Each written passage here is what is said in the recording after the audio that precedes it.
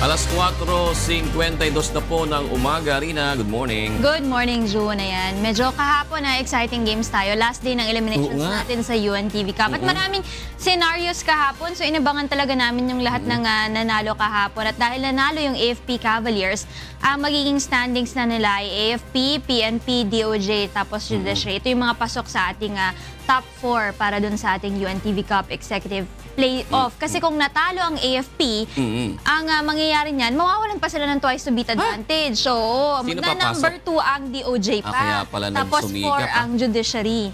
Oo, kaya ganun, diba? So, two games actually dun sa ating semifinals round. Tapos, kasi may twice to beat, no? Kung sakaling matalo pa ang AFP tsaka PNP, magkakaroon pa tayo ng second game dyan. Tapos, yung ating finals, may dapat kayong abangan. May exhibition game kasi, pero hindi ko muna sasabihin kung sino. Meron daw exhibition game sa July 10. Tayo pumalaot na ngayong umagang ito. Magandang umaga po mga sangbahay. Araw po ng Lunes, 19 ng Hunyo 2017. Sa ngalan po ni Kuya Daniel Razon. Ako po si Jun Suriao. At ako naman si Rina Villamor Camara. Narito na po ang mga humahataw na balita. Driver ng motorsiklo na naaksidente sa Santo Tomas, Pampanga, tinulungan ng UNTV News and Rescue Team.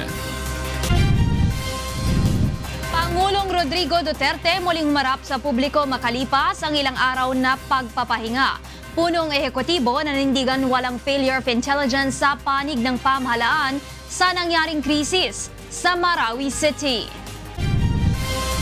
Bilang ng napapatay na miyembro ng Maute Local Terrorist Group sa nagpapatuloy na bakbakan sa Marawi City, umakyat na sa 242. Paghahanda para sa rehabilitasyon at pagsasaayos sa Marawi City, sinimulan na ng pamahalaan. Bilyong halaga ng mga peking produkto nasabat ng Bureau of Customs sa ilang warehouse sa Bulacan. At AFP Cavaliers at PNP responders nakuha ang twice to beat advantage sa playoffs ng UNTV Cup Executive Face-Off. Judiciary Magis at DOJ Justice Boosters pasok din sa Final Four. Bago po ang detalye ng mga balita, alamin muna natin ang mga pangyayari sa mga nakalipas na araw sa ating Weekend News Rewind.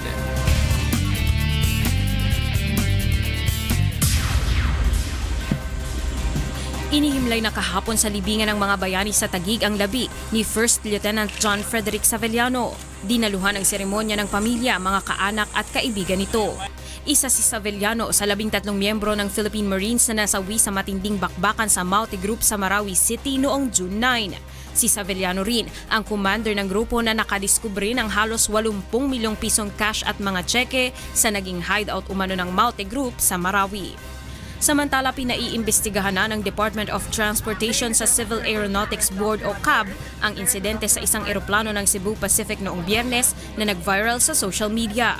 Inireklamo ng mga pasahero ng Cebu Pacific Flight 5J575 na biyaheng Cebu ang umano'y pagtanggi ng crew ng eroplano na pababain sila. Ito ay sa kabila ng naranasang matinding init sa eroplano sa loob ng mahigit 1 oras na naging sanhi umano ng pagkahimatay pa ng isang pasahero. Sa iba pang balita, mahigit 2,000 mga estudyante, sibilyan at environmentalist ang nakilahok sa alaylakad para sa kalikasan at kinabukasan sa Tanay, Rizal. Ito ang ika-7 sunod na taon na isinagawa ang aktibidad sa lugar. Ang pangunahing layunin nito ay mataniman yung mga denuded forest natin. Since 2011, nung sinimulan namin ito, more than 200,000 trees na ngayon. Balita naman sa labas ng bansa. 3 ang patay at 9 naman ang sugatan sa pagsabog sa isang sikat na shopping mall sa Bogota, Colombia noong Sabado. Ayon sa Bogota Police, isang pampasabog ang inilagay sa isang banyo sa ikalawang palapag ng gusali na naging sanhi ng pagsabog. Ipinag-utos na ni Colombian President Juan Manuel Santos ang investigasyon sa insidente. Sa ngayon ay wala pang grupong umaako sa pag-atake.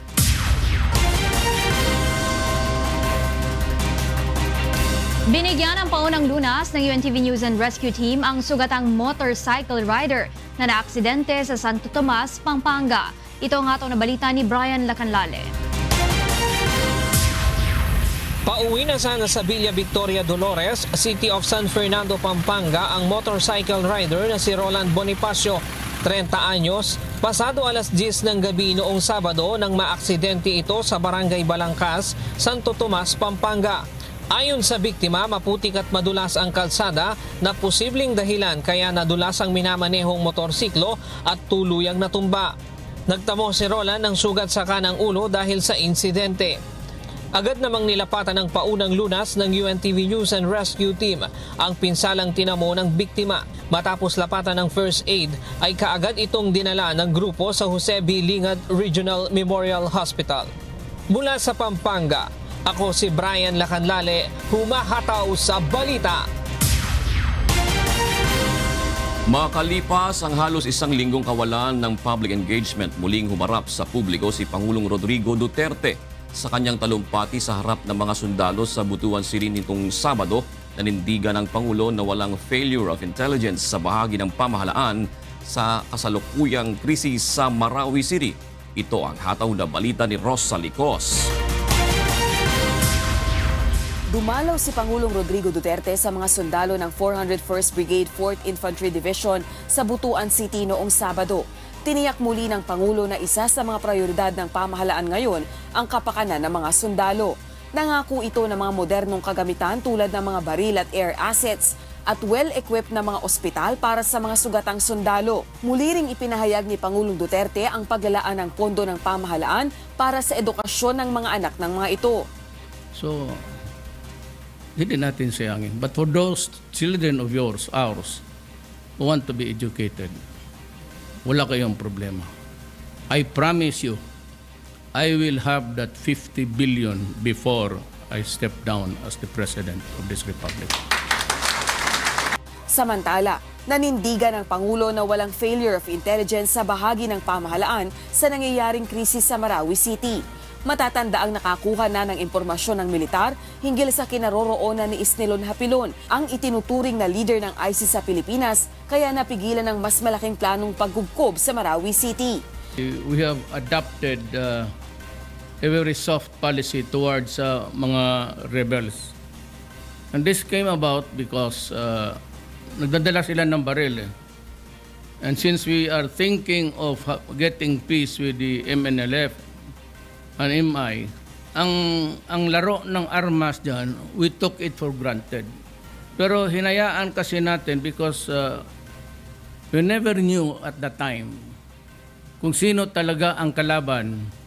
Ngayon, kalabas-labasan, itong Maote were bringing the firearms surreptitiously at hindi natin nakuha na gaano na karami ang amo pati baril sa loob.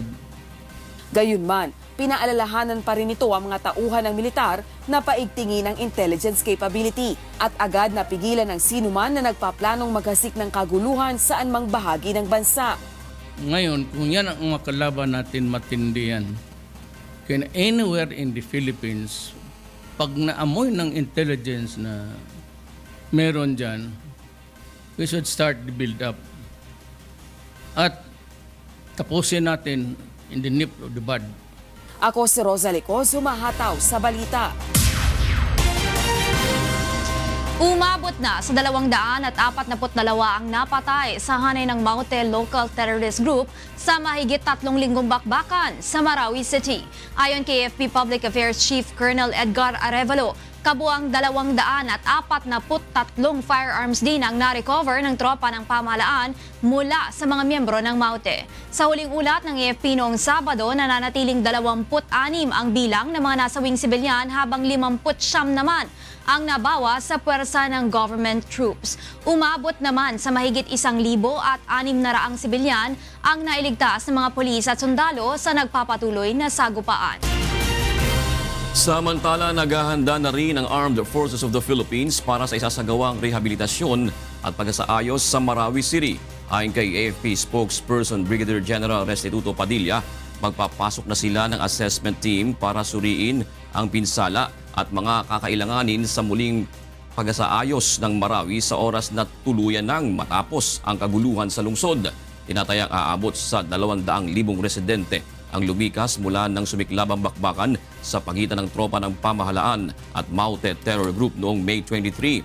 Ang ilan sa mga biktima ay pansamantalang nanunuluyan sa mga evacuation center sa mga kalapit na lugar habang ang iba naman ay tumuloy sa kanilang mga kamag-anak at kaibigan. Sisimulan na ng Department of Social Welfare and Development ang pamamahagi ng tulong pinansyal para sa mga biktima ng krisis. Sa Marawi City, 1,000 pisong cash assistance ang ipagkakaloob sa mga ito alinsunod sa suhestyon ng ilang opisyal ng Lanao del Sur. Ang nasabing halaga ay bukod pa sa relief goods na tinatanggap ng mga evacuees mula sa Marawi. Ipapamahagi sa June 23 at 24 ang naturang ayuda sa mga pamilyang nananatili sa mga evacuation centers, gayon din sa mga piniling manuluyan sa kanilang mga kaanak. Sa tala ng DSWD, aabot sa halos 70,000 pamilya ang apektado ng nagpapatuloy na kaguluhan sa Marawi City. Naaresto sa Zamboanga City noong Sabado ang isang Abu Sayyaf bomb expert at umunoy aide ng ASG leader na si Isnilon Hapilon. Inilala ang sospek na si Hamsi Amahad Marani. Ayon kay Colonel Lionel Nicolas, commander ng Joint Task Force Zamboanga, iniimbestigahan na nila kung saan nanggaling ang sospek at kung paano ito nakapasok sa lungsod. Posible anyang nanggaling ito sa Marawi City. Sa ngayon ay mas lalo pang hinigpitan ng mga checkpoint papasok ng Zamboanga City para maiwasan ang spillover ng kaguluhan sa Marawi. Apila ng AFP sa publiko manatiling mahinahon at makipag-ugnayan agad sa kanila kung may kahina-hinalang individual sa kanilang lugar. So there is no need to be alarmed. The Task Force Zamboanga is has a contingency plan for all these things. Kaya nga nahuli yan kasi nga dahil meron tayong nakalatag na mga plano pagka may mga dumadating dito sa atin. Balik na naman sa gilid ng EDSA Balintawak ang mga illegal vendors at mga sasakyang illegal na nakaparada sa kabila ng paulit-ulit na clearing operations ng MMDA. Para sa detalye, makibalita tayo kay Reynante Ponte live. Yes, Reynante, good morning. Yes, good morning Rina at sa ating mga kasangbahay. Balik na naman sa dati ang pagsisikip ng trapiko dito sa bahagi ng EDSA Balintawak. Ito ay dahil sa balik na naman sa dating gawi ang mga illegal vendors at mga sakyang pumaparada dito sa tabi ng kalsada. Rina, ang 6 na lane na dapat na madaanan ng mga sasakyan tuwing madaling araw ay nagiging 2 lane na lang dahil sa mga pasaway na ginagawang parking area ang highway. Wala namang nakabantay na tauhan ng MMDA o barangay ang makikita sa lugar para sitahin ang mga ito. Ayon sa kinausap naman nating opisyal ng palengke na tumanggi ng humarap sa kamera, wala namang ibang lugar na mapagpaparadahan ang mga sakyang nagbabagsak na mga paninda. Ayon naman sa ilang vendors, sa kabila ng pinagbabawalan sila ng MMDA, ay nanatili pa rin sila sa kanilang pagtitinda sa highway. Bawal mo talaga magtinda rito. Dito lang ko kami kumikita Wala ko kaming ibang pagkakakitaan. Kaya nagpupumilit pa rin kami. Basta sabi pagdating ng alas 5, bago dumating alas 5, alis na kami.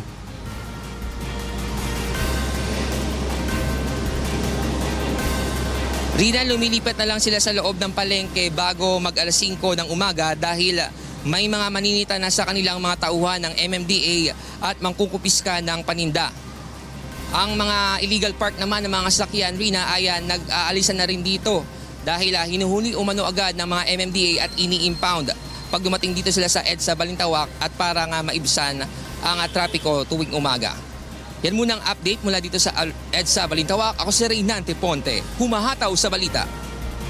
Maraming salamat sa iyo, Reynante Ponte.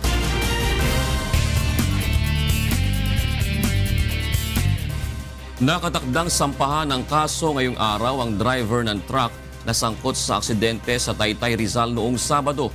6 ang nasawi habang 18 ang sugatan matapos masagasaan ng minamaneho nitong trailer truck. Narito ang ulat ni Jenica Cruz. Binabagtas ng trailer truck na may kargang 20 talampakang container van ang pababang bahagi ng Cabrera Road sa Tikling, Taytay, Rizal nang bigla na lamang nitong araruhin ang pila ng mga tricycle at tindahan sa gilid ng kalsada noong Sabado ng umaga. Sa kuha ng CCTV camera sa lugar, kitang-kita ang pag-araro ng truck sa mga tao na nakatayo sa gilid ng daan. 6 ang nasawi sa insidente habang 18 naman ang sugatan. Sa investigasyon ng Taytay Police, nagkaroon ng problema ang preno ng truck. Hindi, bukas sasampa na po ng kaso yun. Recreation prudence resulting to multiple homicide. Tapos multiple physical injury at saka damage to property. Matatanda ang tinawag ng lugar na Killer Junction dahil sa dami ng aksidenteng nangyayari dito. Noong 2012, nangyari isang 10-wheel truck ang nawalan din ng preno sa lugar at nanganagasa ng mga sasakyan. 10 ang patay sa insidente. Mula rito sa Taytay, Rizal, ako si Jenica Cruz, humahataw sa balita. Pinagbabaril ng hindi pa nakikilalang suspects na nakamotorsiklo ang isang lalaki sa Taguig City kagabi. Mula sa Maynila, alamin natin ang detalye mula kay Asher Cadapan Jr. Live. Asher, go ahead. Yes, Rina, nakatambay lamang sa isang tindahan sa Barangay Lower Bikutan si Eddie Basihan, 39 anyos, ng pagbabarilin ito ng mga riding and tandem criminals pasado alas 11 kagabi. Ayon sa kaibigan ng biktima, napansin nilang pabalik-balik ang 4 na lalaking sakay ng motorsiklo sa kanilang lugar. Maya-maya ay bigla na lamang umanong huminto ang mga ito sa kanilang tapat at binaril sa ulo ang biktima ng isa sa mga suspect. Nang bumagsak ito ay lumapit pa umano ang suspect at 3 beses pang pinagbabaril ang biktima. Matapos ito ay mabilis na tumakas ang mga suspect. Nadaplisan sa kaliwang binti ang kasama ni Eddie ngunit tumangging magpadala sa ospital. Ayon sa isang kawani ng barangay, binaril din umano ng mga riding in tandem ang kapatid na babae ni Eddie sa kalapit na lugar. 3 taon na ang nakararaan. Rina, inaalam pa ng otoridad ang motibo ng pagpatay sa biktima at kung may kinalaman rin ito sa pamamaril sa kapatid nito. Mula sa Taguig City, ako si Asher Cadapan Jr., humahataw sa balita. Maraming salamat sa iyo, Asher Cadapan Jr. Narito na ang ikalawang paghataw ng mga balita. Bilyong halaga ng mga peking produkto na sabat ng Bureau of Customs sa ilang warehouse sa Bulacan. Umano'y fake rice, nag-viral sa social media. Naturang bigas, hindi pa napatutunayang peke, ayon sa National Food Authority. Desisyon ng Korte Suprema ukol sa martial law declaration sa Mindanao. Nakahandang sundin ni Pangulong Rodrigo Duterte. At former CIDG Chief Superintendent Marvin Marcos at 18 kasamahan nito na sangkot sa Espinosa Slay case. Pansamantalang nakalaya matapos makapagpiyansa. 3 warehouse sa Giginto, Bulacan ang sinalakay ng Bureau of Customs. Tinatayang aabot sa bilyong pisong halaga ng mga pekeng produkto ang nasabat ng ahensya rito. Ito ang hataw na balita ni Joyce Balancio.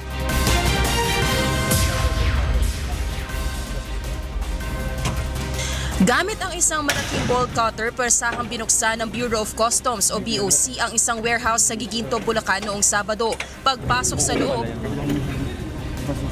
kita ang mga unlabeled bottles at ilang mga makina ng pabrika.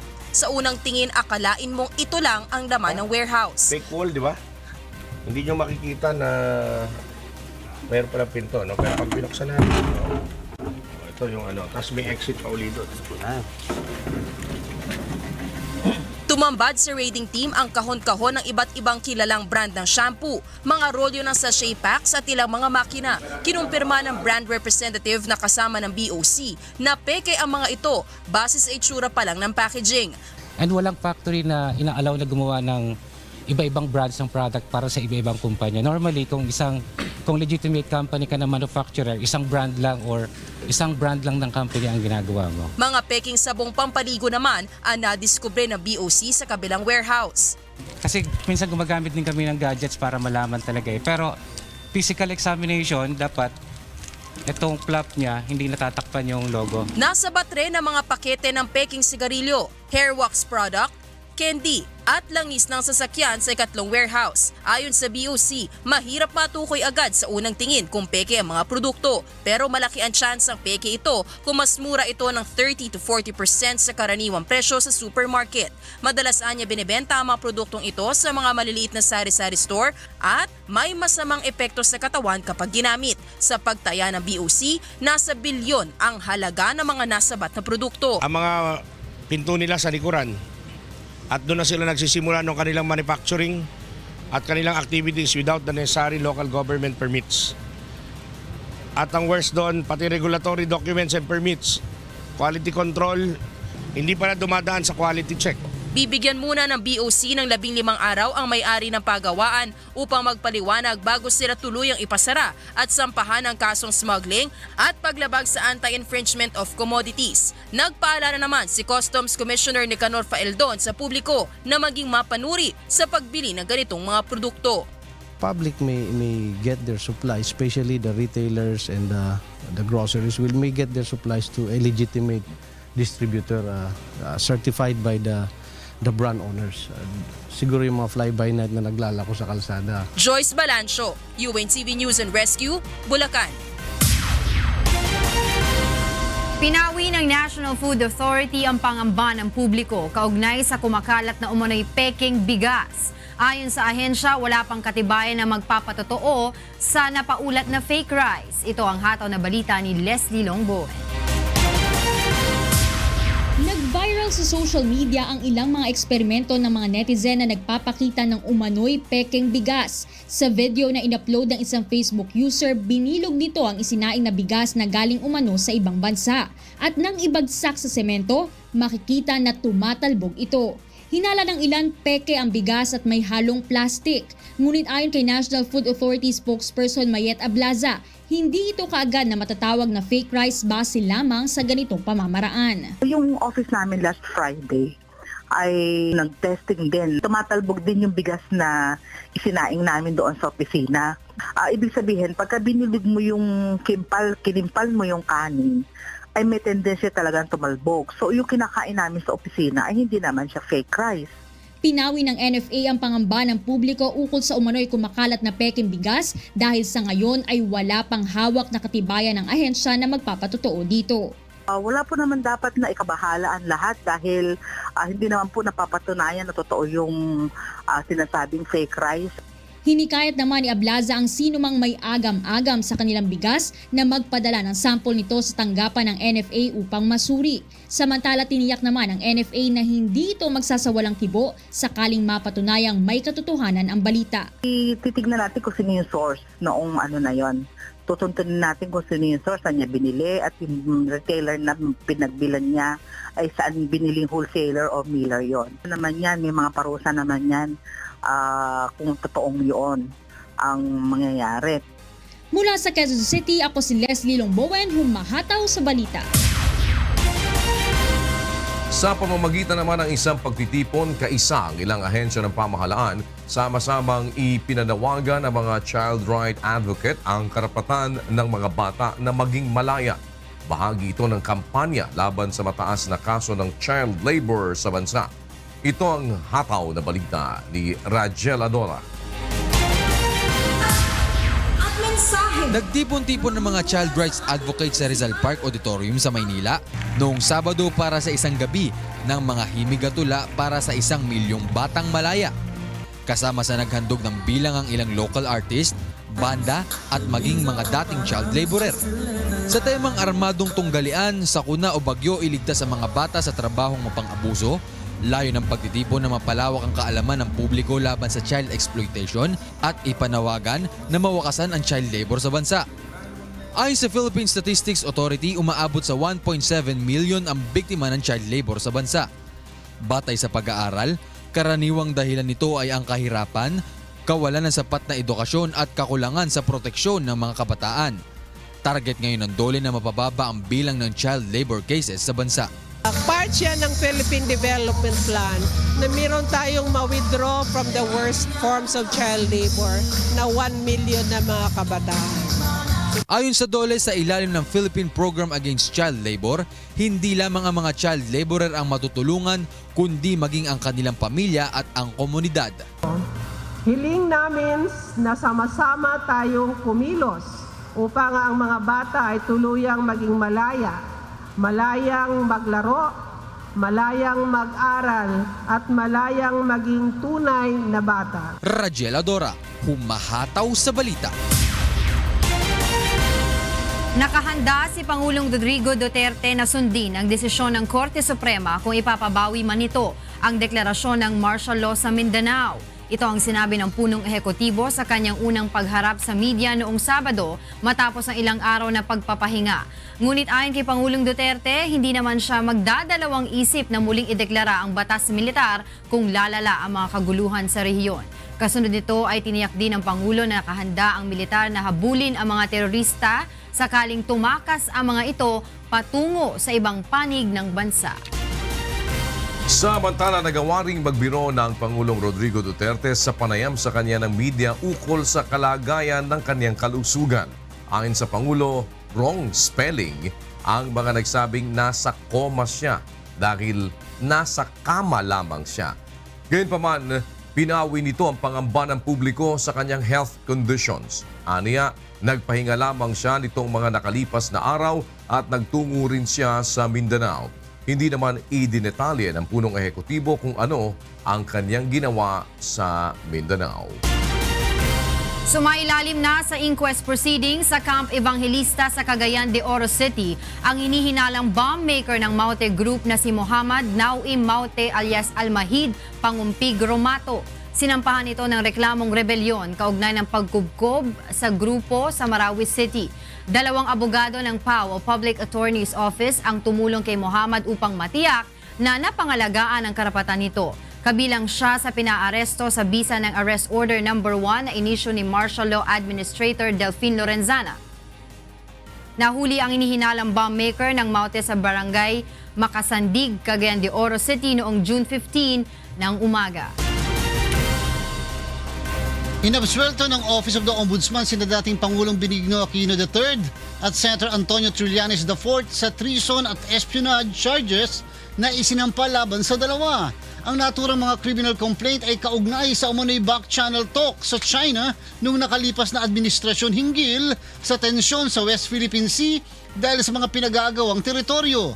Sa 16 na pahinang resolusyon, sinabi ng Ombudsman na walang probable cause para sa treason at espionage complaints. Paliwanag na anti-graft court. Bagamat may territorial disputes, wala namang digmaan sa pagitan ng Pilipinas at China kung kaya hindi maaaring magkasala ng treason. Pansamantalang nakalaya sina dating CIDG Region A Chief Police Superintendent Marvin Marcos at 18 pulis na kasamahan nito. Pinayagan ng Baybay Regional Trial Court Branch 14 ang mga ito na makapagpiyansa ng tig 40,000 pesos matapos maibaba sa homicide ang kanilang kasong double murder. Kaugnay ito ng pagkakapatay kay dating Albuera Leyte Mayor Rolando Espinosa Sr. sa loob mismo ng Leyte Sub-Provincial Jail noong nakaraang taon. Inilabas ng korte ang release order sa 19 na akusado noong Biyernes, Hunyo 16. Sinaksihan ni PNP Chief Ronald De La Rosa ang incorporation rights ng anak nitong si Rack De La Rosa sa PNPA noong weekend sa Cavite. Ito ang hatol na balita ni Randy Forastero. Isa si Rack De La Rosa sa 332 kadete ng Philippine National Police Academy hinirang Class of 2021 na nagmarcha sa incorporation rights sa Silang Cavite noong Sabado. Ang incorporation rights ay ang opisyal na pagtanggap sa mga kadete bilang bahagi ng PNPA matapos ang 45 araw na cadet orientation. Nagkakaroon na tayo ng yung tinatawag na incorporation kung saan yung mga pinaka-junior sa lahat ay magsasanib at tatanggapin na sila bilang membro ng Corp Cadets Philippine National Police Academy.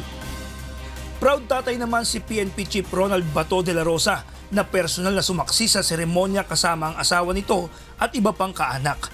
Ayon kay General de la Rosa, nang una ay kinagulat niya ang desisyon ni Rack na pumasok sa akademya. Ewan ko bakit bigla na lang siyang actually sa katagal-tagal ko sa serbisyo, Hindi siya nagbanggit niya noon pa. Although somehow, di-discourage namin, pati yung mami niya, di-discourage siya na huwag pumasok dahil yun nga, sitting chief PNP ako tapos siya magkakadete, baka mahirapan siya. Isa umano sa nakikita niyang dahilan kaya nais nitong pumasok sa PNPA ay ang pelikulang Isang Araw Lang Ikatlong Yugto ni Kuya Daniel Razon. Matatanda ang gumanap si Rock na batang bersyon ni PNP Chief De La Rosa sa pelikula. Full praises siya doon sa pelikula na yun, di ba? Yung pinanood namin, isa yun sa nakapag-kuhan sa kanya, nakapag-encourage. Kasi wala talaga sa isip niya yan noon. Bigla na lang nung nandito na kami sa Manila.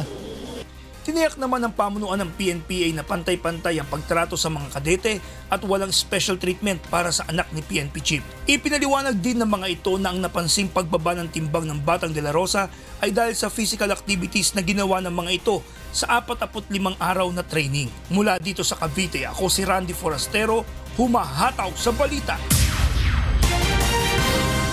Na-recover ng pinagsamang puwersa ng Bureau of Corrections at PNP Special Action Force ang iba't ibang prohibited items sa isang bahagi ng New Bilibid Prison noong Sabado. Natagpuan ng raiding teams ang ilang firearms, ammunitions at iba pang ipinagbabawal na mga bagay sa Quadrant 3 ng Bahala na Gang area sa likod ng Building 3. Kabilang sa mga nakumpiska ay isang kalibre 45 na baril, isang magazine, isang kalibre 22 na baril, assorted bladed weapons at iba pang armas. Ang isinagawang focused searching operation ay bahagi ng Oplan pagbabago ng Bucor. Kinumpirma ng Philippine Embassy sa United Kingdom na sa kabila ng puspusang paghahanap ay hindi pa rin natagpuan ng mga otoridad ang Pilipinang si Ligaya Moore na isa sa mga residenteng nasunog sa Grenfell Tower sa London noong nakaraang linggo. Sa official Facebook page ng Embahada ng Pilipinas sa United Kingdom, inanunsyo nito na nakabilang ang biktima sa listahan ng Metropolitan Police ng mga itinuturing na nasawi sa trahedya. Ayon sa Embahada, naipaalam na ito sa mga kaanak ni Moore kasabay ng paghatid ng pakikiramay nito sa mga mahal sa buhay ng naiwan na biktima. Samantala, umaasa pa rin ang Philippine Embassy na makikita ang mga labi ng Pinay. 15 pesos na minimum fare sa mga tren ng Philippine National Railways epektibo na simula sa Hulyo. Ilang kumpanya ng langis inaasahang magpapatupad muli ng rollback sa presyo ng mga produktong petrolyo. AFP Cavaliers at PNP Responders nakuha ang twice-to-beat advantage sa playoff ng UNTV Cup Executive Face-Off. Judiciary Magis at DOJ Justice Boosters pasok na din sa Final Four. At likhang awit ng dalawang OFW sa UAE, itinanghal na third weekly winner ng June sa A Song of Praise Music Festival kagabi. Sa detalye po ng mga balita, epektibo na sa darating na Hulyo ang 15 pesos na minimum na pasahe mula sa kasalukuyang 10 piso sa unang 14 na kilometro sa ruta ng Philippine National Railways. 5 piso naman ang madaragdag sa pasahe sa kada susunod na 7 kilometro. Ayon kay PNR General Manager June Magno, ang naturang fare increase ay nakapaloob sa December 2014 PNR Board Resolution na humihiling ng karagdagang singil sa pasahe dahil sa umano'y pagiging financially incompetitive ng state-run train service kumpara sa ibang mass transport system tulad ng mga bus at jeep. Mayroong 18 mga istasyon ang PNR na may ruta mula Tutuban sa Maynila hanggang sa Alabang, Muntinlupa City. Sa kasalukuyan, 6 na tren lamang ng PNR ang bumabiyahe upang mapagserbisyuhan ang tinatayang nasa 45,000 pasahero araw-araw. Inaasahang muli na namang magpapatupad ng rollback sa presyo ng produktong petrolyo ang ilang kumpanya ng langis ngayong linggo. Sa pagtaya ng mga oil industry players, 65 to 75 centavos per liter ang posibleng mabawas sa presyo ng kada litro ng gasolina at 10 hanggang 20 sentimos naman sa presyo ng kerosene, habang 5 sentimos ang rollback o walang magiging paggalaw sa presyo ng diesel. Ito ang magiging ikatlong sunod na linggo na nagpatupad ng bawas presyo sa produktong petrolyo ang mga oil company ngayong buwan ng Hunyo. Mga balita naman sa iba't ibang panig ng bansa ang ihahatid sa atin mga correspondent sa ating Balitang Prom Day. Mula po sa Baguio City, alamin natin kay Bradley Robusa ang mga balita sa Luzon na imbaga bigat. Bradley. Yes, June, agyamanak na imbag nga bigat kinyam kan para kadagiti kasang bahay tayo. Dagitoy idamdamag nga naala tayo dito'y Luzon Region. May sa konsyerto nga dinadauluan dagiti agtutubo, tinaaramat sa J Baguio City.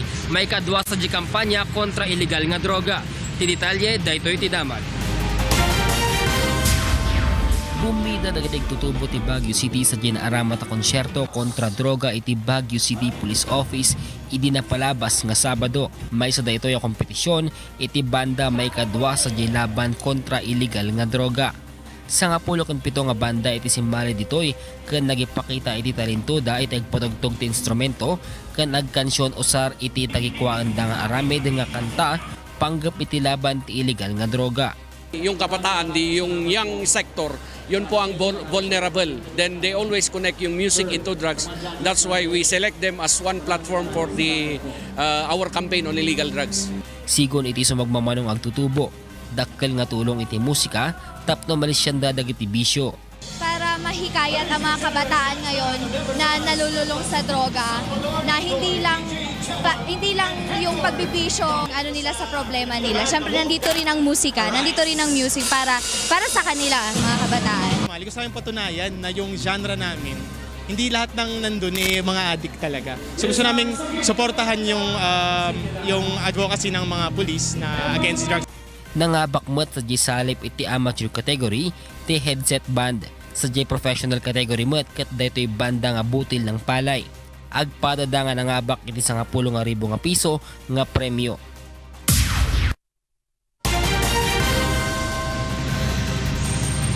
Siniragtihan pa yung mabigbig nga sospek ti maysa nga lending company sa J Nueva Ecija di Calman ti Parbangon.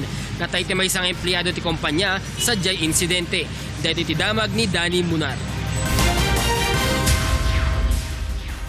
Pinasok ng hindi pa nakikilalang sospek ang opisina ng Center for Agriculture and Rural Development o CARD Incorporated sa Barangay San Gregorio, Santa Rosa, Nueva Ecija alas 3 ng madaling araw kahapon. Umakyat ang sospek sa bubungan ng gusali ng lending company at sinira ang mounting hole ng air conditioner sa kwarto ng mga stay-in na empleyado at dito dumaan papasok. Ginawa netong hostage ang biktimang si Dorothy Hill Padunan, isang accounting officer at inutusan ang kasama neto na ilabas ang perang nakolekta ng mga ito. Nang tumanggi itong ilabas ang pera ay pinagsasaksak na ng sospek si Dorothy. Pagkatapos ay agad tumakas ang sospek sakay ng isang itim na tricycle na walang plaka patungo sa direksyon ng Cabanatuan City. Nagising pa ko ng mga 3 AM po, tapos may narinig pa kong lumalagad sa labas. Parang 2 tao. Hindi pa ako lumabas. Takot kasi ako. Naisugod pa sa Nueva Ecija Doctors Hospital si Dorothy subalit binawian din ito ng buhay. Patuloy naman ang investigasyon ng mga pulis sa insidente. Mula dito sa Nueva Ecija, ako si Danny Munar, humahataw sa balita. Dagita ti damdamag nga naala tayo dito'y Luzon Region. Manipod dito'y Baguio City. Agsublikin niyam, June.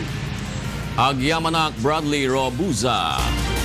Para naman sa mga balita sa Visayas Region, nasa Cebu City, si Deb Riveral. Maayong buntag, Deb.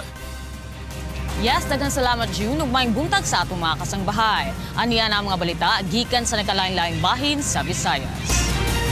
Sobra sa 5 kagatos nga masundal sa 3rd Infantry Division sa Philippine Army sa Isla sa Panay ang gipadala sa Marawi City miaging Sabado sakay sa C-130 cargo plane. Kini mao ang dugang puwersa sa mga operating troops sa Western Mindanao Command aron mas mapadali ang pagpakgang sa kagubot sa Marawi City.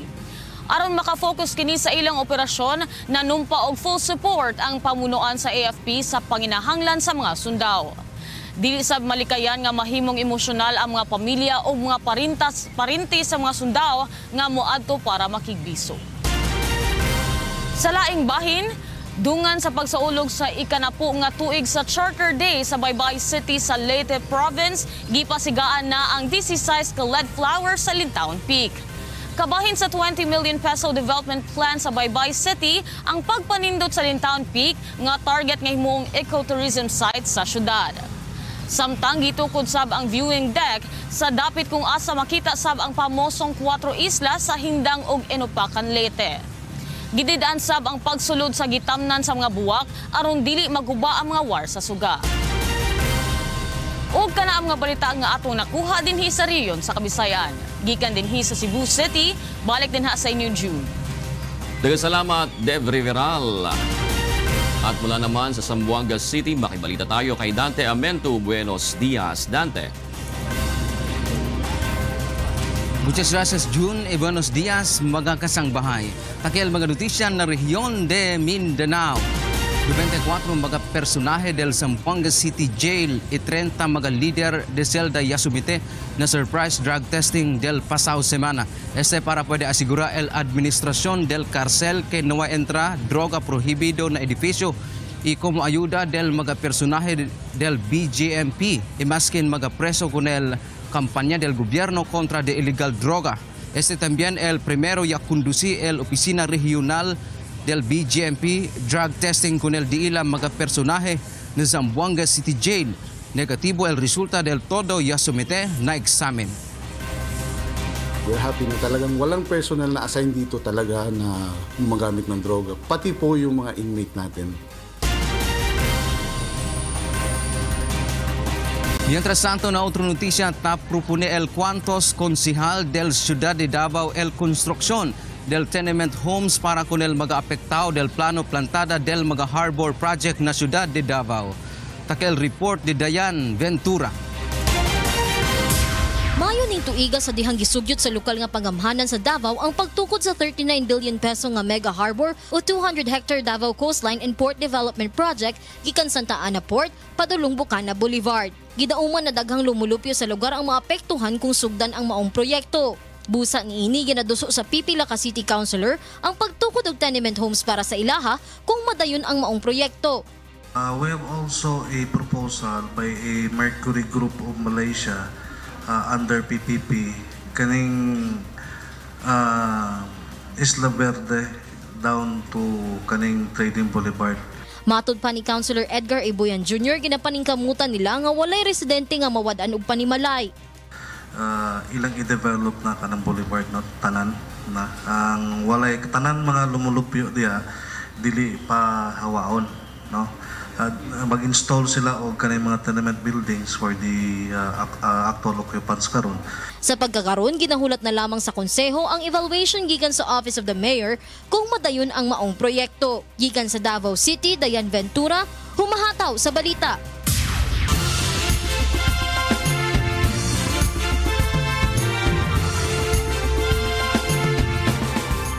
Itinanghal na Song of the Week sa ikatlong weekly elimination ngayong buwan ng A Song of Praise o ASOP Music Festival Year 6 ang likhang awit ng dalawang composer na mula pa sa bansang United Arab Emirates. Narito ang ulat ni Mirasol Abugadir. Our Song of the Week! Bukod tangi! Pinatunayan ng dalawang overseas Filipino workers mula sa United Arab Emirates na two heads are better than one nang mapili ang kanilang awiting Bukod Tangi bilang third weekly winner sa ASOP Year 6 kagabi. Magkatulong na nilikha ni na Jocelyn Canlas at Jonathan Bobis ang kanilang song entry para sa ASOP Music Festival. Si Jocelyn ang siyang nagletra habang si Jonathan naman sa musika at areglo ng awit. Nagtatrabaho sa isang advertising firm bilang isang media executive si Jocelyn habang teaching assistant sa music department sa isang eskwelahan sa UAE si Jonathan. Humanga ang mga ASOP judge dahil sa ganda ng melodiya at letra ng obra musika ng dalawa. Very powerful ang melody lalo na doon sa chorus. And nagawa ng paraan ni Angelo na lalo pang madagdagan ng emotions. Congratulations for a beautiful song. Napakaganda nung yung sinasabi mo. Subalit may puna si Dr. Musico Mon del Rosario sa dapat sana ay naging title ng awit. I think dito ang title na appropriate dito, Ikaw, Panginoon. Yun eh. Kasi yun ang unang matatandaan. Hindi naman makapaniwala ang interpreter ng awit na si Angelo Miguel dahil ito ang kauna-unahang pag-awit niya ng isang praise song. First time ko rin kumanta ng praise song, so bali gusto ko rin siya actually, kaya rin akong pumayag. And for a change naman, kasi madami nang tinutugtog ngayon, di ba? So ito, at least iba. At least may communication kami ni God for this moment. Dahil nasa ibang bansa, nakamonitor lamang sa pamamagitan ng isang video call app si Jocelyn. Tinalo ng awiting Bukod Tangi, ang awit na Biyaya Ka ni Aldrin Ton ng Caloocan City.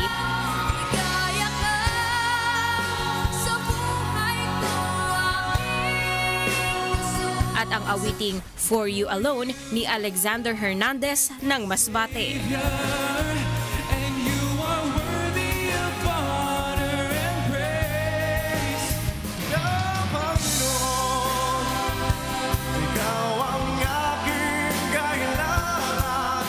Ako si Mirasol Abugadil, humahataw sa balita.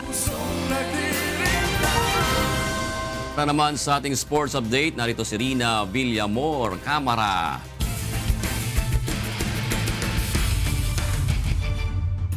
Yes, Rina. Hi June, good morning. Kahapon nga last day na ng ating eliminations round at kahapon nagkaalaman na kung sino ang bumagsak at kung sino ang pasok. Pasok na sa ating Final Four na UNTV Cup Executive Face-Off ang AFP Cavaliers, PNP Responders, DOJ Justice Boosters at Judiciary Mages. Samantala, nagpaalam naman sa Liga ang BOC Transformers at Senate Sentinels sa pagtatapos ng elimination round kahapon sa Pasig City Sports Center. Para sa detalye, narito ang hataw na balita ni Bernard Dadis.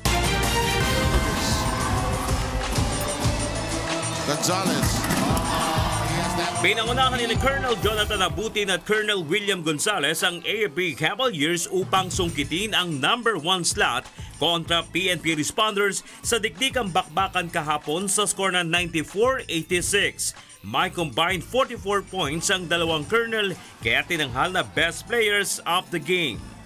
Nanguna naman sa Responders si Police Superintendent Dexter Vitug na kumamada ng 26 points, 17 rebounds, 2 assist at 3 steals at blocks. I have to give credit to my players. Yung mga players ko, yung game plan namin, nagawa namin, yung running game. Pero siyempre, hands up din na kami sa PNP, pinahirapan kami. Hindi namin na-execute yung tamang function ng bawat isa, kaya medyo nagko-collapse sa depensa. Well prepared sila, talagang praktisado. Kaya maganda din yung laro ng AF.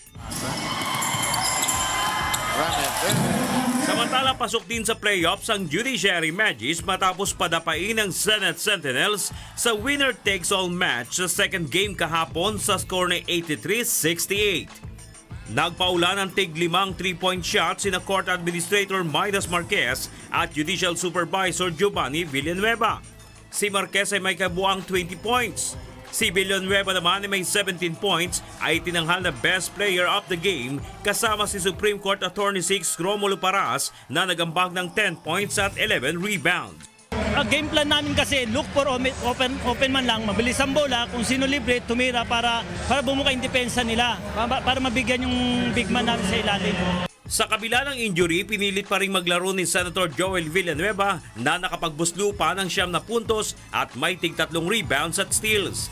Si Senator Sani Angara naman ay may 16 points, 4 rebounds, 2 assist at 1 steal. Una rito ay nagpaalam na sa liga ang BOC Transformers matapos makuha ng DOJ ang napakahalagang panalo para makasigurong makapasok sa semifinals sa score na 90-48. Ito ang unang pagkakataong nakapasok sa semifinal round ng UNTV Cup ang DOJ team. Papasalamat ako siyempre sa mga players ko na talaga namang nagtsatsaga sa practice.